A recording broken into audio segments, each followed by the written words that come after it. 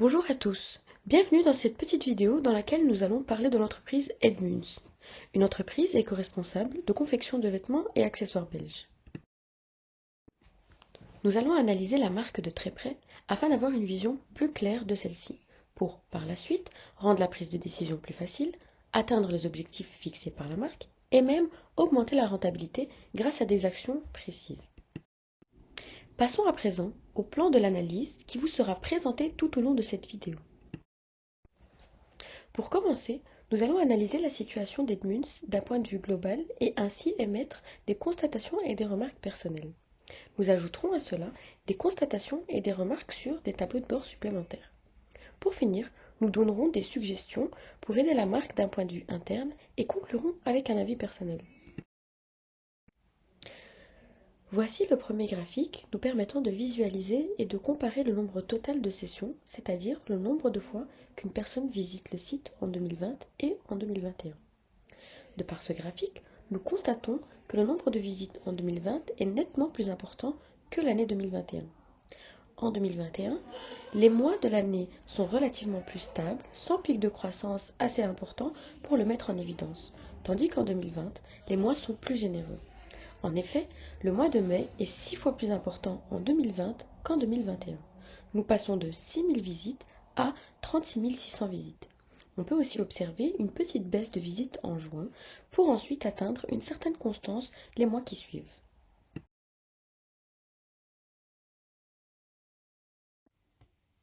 Nous nous demandons d'ores et déjà que s'est-il passé le mois de mai. En effet, pendant cette période, le Covid-19 est apparu et le confinement a commencé. Les personnes restaient chez eux en télétravail pour ceux qu'ils pouvaient, et donc les moments étaient plus propices à faire des visites sur le site internet d'Edmunds. On peut en déduire que le mois de mai 2021 est un mois fructueux pour l'entreprise Edmunds qui a vendu énormément de masques. Le but recherché par Edmunds sera de garder les nouveaux clients amenés par la crise Covid et de les fidéliser aux autres produits que les masques. Mais comment y arriver?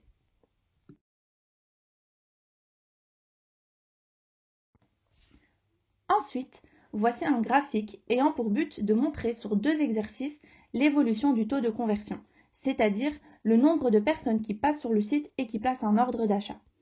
En 2020, on constate un pic durant le mois de mai, encore une fois grâce à la vente de masques. L'été 2020 a été très fructueux pour Edmunds avec une moyenne de 3,91% de taux de conversion. Nous ne pouvons pas en dire de même pour l'été 2021, qui possède quant à lui une moyenne de 2,3%. En moyenne, le taux de conversion de l'année 2020 est de 3,97%.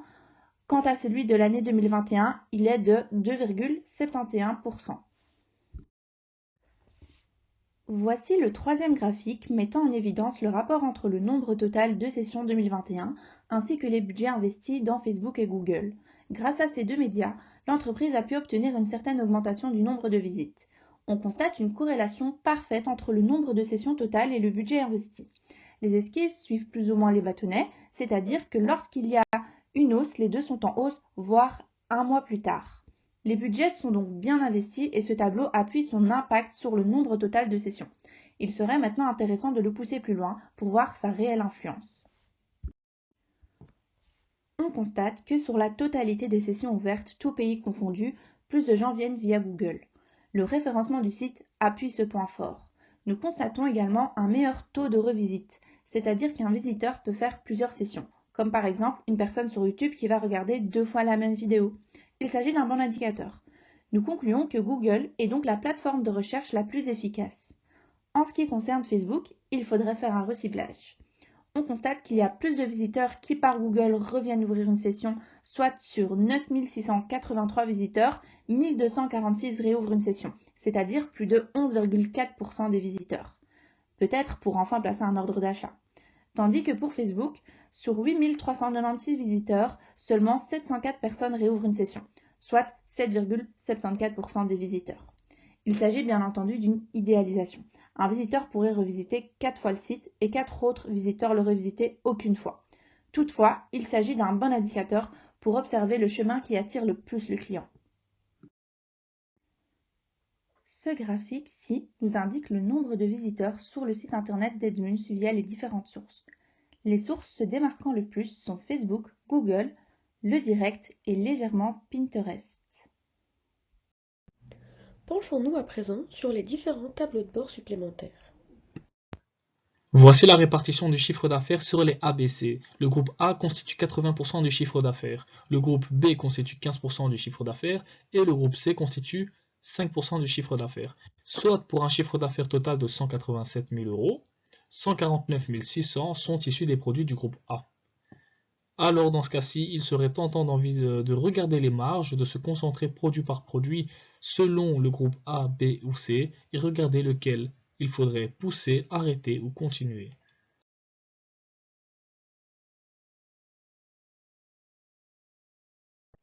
Ce graphique nous indique la marge brute sur vente que réalise l'entreprise Edmunds par produit. On constate que les caleçons, les t-shirts ainsi que les nœuds sont les produits qui génèrent le plus de marge. Malgré que les masques ont un faible bénéfice sur les matières premières achetées, leur force n'est autre que la quantité vendue.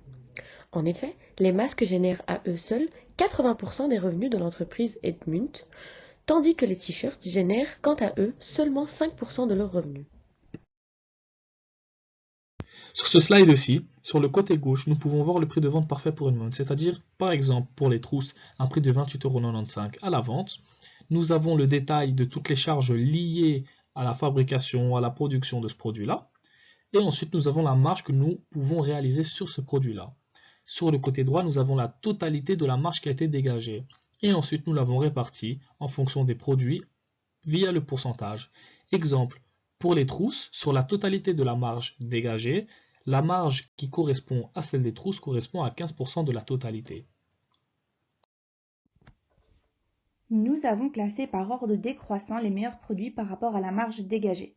Attention, ceci n'est pas le classement des meilleurs produits générant le plus de revenus pour Edmunds, mais seulement par rapport aux matières premières qui ont été achetées et à la marge sur vente que réalise Edmunds lors d'une vente. Les 3 meilleurs produits au niveau de la marge dégagée sont les caleçons, les t-shirts ainsi que les nœuds. En deuxième position, nous avons les maillots et les trousses avec plus ou moins 15% de marge. Et enfin, en troisième place, les chouchous et les masques avec plus ou moins 11% de marge. Pour avoir une meilleure vision de ceci, en 2021, les 3 meilleurs mois d'Edmunds sont les mois d'août, septembre ainsi que décembre. On voit en effet que le mois de décembre, Edmunds veut vendre 20% des trousses, chouchous, nœuds et t-shirts, 15% des masques et des caleçons, 45% des maillots et atteindre 22,1% d'expéditions payantes. On constate que sur la totalité de la retail value des t-shirts, donc c'est-à-dire si l'on vendait tous les t-shirts aujourd'hui d'Edmunds, 63% des t-shirts seraient pour femmes, tandis que 37% seraient pour hommes, selon les chiffres que nous avons reçus. Dans ce cas-ci, il s'agirait vraiment de se poser des questions sur la gestion du stock et de savoir si Edmunds stocke beaucoup trop pour les femmes ou beaucoup trop pour les hommes, en fonction des ventes qui sont réalisées. Lorsqu'on tape Edmunds sur un moteur de recherche, dans ce cas-ci Google, on constate qu'il y a un budget promotion qui a été investi pour que Edmunds apparaisse en annonce. Et en deuxième lieu, on constate également le référencement naturel qu'Edmunds a réalisé, qui est très bien fait, car ils sont premiers de la liste des référencements naturels. Basons-nous maintenant sur les notions importantes que nous avons pu souligner tout au long de notre analyse. Les 3 produits phares sont les t-shirts, les caleçons et les nœuds papillons. Il faut savoir que au niveau des commandes et des paniers, le trimestre 2 et 3, c'est-à-dire le mois d'avril au mois de septembre, sont en fait les périodes dont le plus de commandes est effectué sur le site internet d'Edmunds. On a observé qu'il y a un bon référencement naturel sur leur site internet, c'est-à-dire que on peut avoir un contact facile avec le client. Donc elle propose une gamme de services clientèle. Elle se diversifie en allant vers d'autres réseaux sociaux. Après une analyse pertinente de la situation actuelle, nous suggérons certaines choses en plus, comme du stock à écouler, donc c'est-à-dire qu'il faudrait vraiment avoir du stock de tout, dans le sens où Edmunds pourrait prévoir ses stocks 6 mois à l'avance, pour diminuer les coûts et ramener directement de la marchandise en gros. Voir si des stockages de dépôt sont déjà disponibles ou voir s'il faudrait en avoir. Ensuite, nous suggérons également la création de packs basiques ou des summer deals, la spécialisation des 3 produits phares par des gammes innovantes et la rectification du ciblage de réseau. Nous allons nous expliquer. Voici la liste des produits C, c'est-à-dire le stock qu'Edmunds a pour objectif d'écouler. Cet indicateur est très intéressant pour émettre des réductions sur les produits de cette catégorie. Par exemple, certains nœuds papillons sont de catégorie C. Le prix de vente de base est de 34,95 €. Edmunds pourrait émettre sur cette gamme un pourcentage de réduction de 20% et donc vendre ses nœuds papillons à 27,96 €. Comment ? En créant une rubrique Last Chance afin de solliciter les consommateurs à l'achat de ces accessoires qu'Edmunds devrait liquider. Les consommateurs seront plus aptes à acheter ces marchandises dans une nouvelle rubrique du site internet où les prix seront plus attractifs. Cette rubrique Last Chance leur feront penser psychologiquement à faire une bonne affaire. Et donc, Edmunds pourra enfin se débarrasser de son stock à écouler. Ici, nous parlons vraiment de développement d'une collection de basiques, donc c'est-à-dire des t-shirts, des pantalons, voire des cols roulés, etc., etc. Nous pouvons également suggérer à Edmunds les summer deals, donc c'est-à-dire durant les périodes un peu plus chaudes de l'année, proposer des offres, dans ce cas-ci, t-shirts, shorts et casquettes, à des prix réduits. Dans ce cas-ci, le client achèterait 3 produits, ou alors voire 2 produits plus 1 offert, en fonction des prix qui sont mis et de la marge réalisée. Nous proposons également à Edmunds d'élargir sa gamme caleçon par des packs ayant le même design, c'est-à-dire proposer des boxers ou des maillots, etc. Donc ça veut dire vraiment former des packs avec un design qui serait à couper le souffle. Voici une liste qui reprend l'ensemble des pays desquels sont issus les visiteurs du site Edmunds. Ici nous pouvons constater par exemple au Kazakhstan une visite.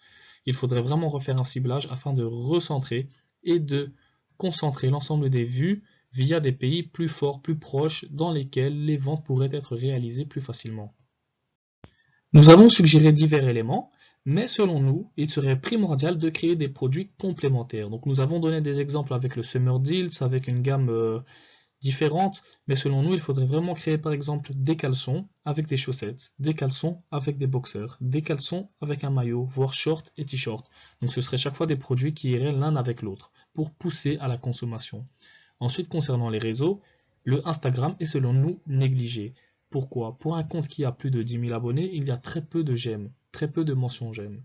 D'ailleurs, il serait nécessaire de masquer les mentions j'aime pour ne pas que les gens puissent le voir. En plus de cela, il y a une boutique qui est déjà opérationnelle. Il faudrait vraiment jouer sur ça, car Instagram est un canal de vente à ne pas négliger, tout comme Facebook. Beaucoup de gens se sont lancés sur ces plateformes-là et aujourd'hui ont réussi. Edmunds devrait également faire cela et profiter tout simplement des secrets d'Instagram.